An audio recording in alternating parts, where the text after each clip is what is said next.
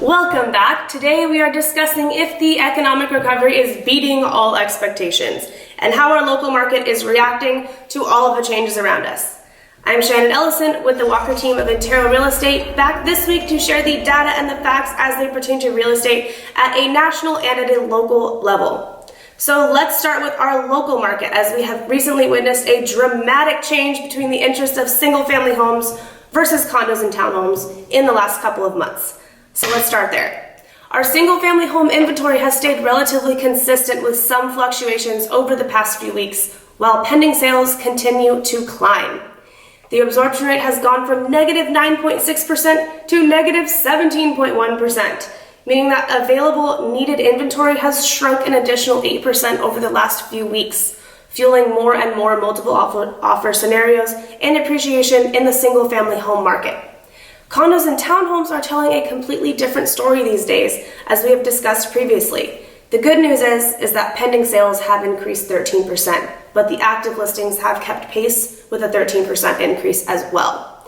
The absorption rate has remained at 68%, meaning that 3 out of every 10 available properties in this classification are not selling.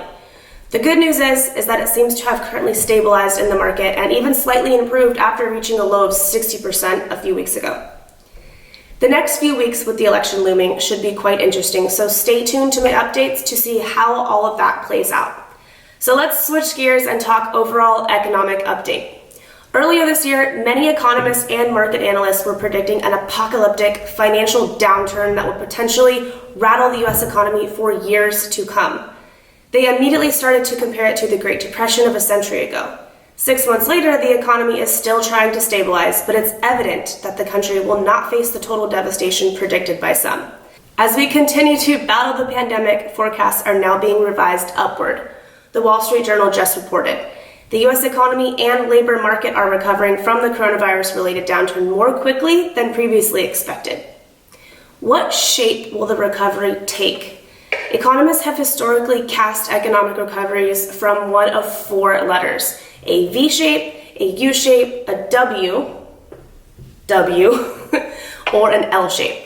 If you don't know the difference between, I would encourage you to GTS. Google that stuff if you would like more details on the differences.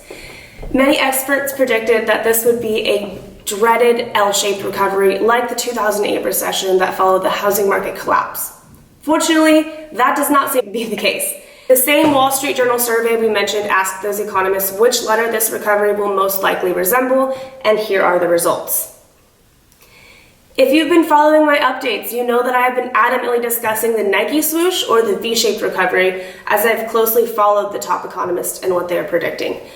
So what about unemployment numbers? It's difficult to speak positively about a job report that still shows millions of Americans are out of work. However, when we compare it to those many forecasts from earlier this year, the numbers are much better than most experts expected. There was a talk of a Great Depression-like unemployment rate over 20%.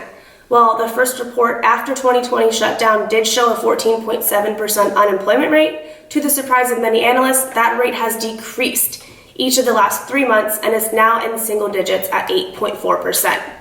Economist Jason Furman, professor at Harvard University and the chair of Council of Economic Advisors during the previous administration, recently put it into context.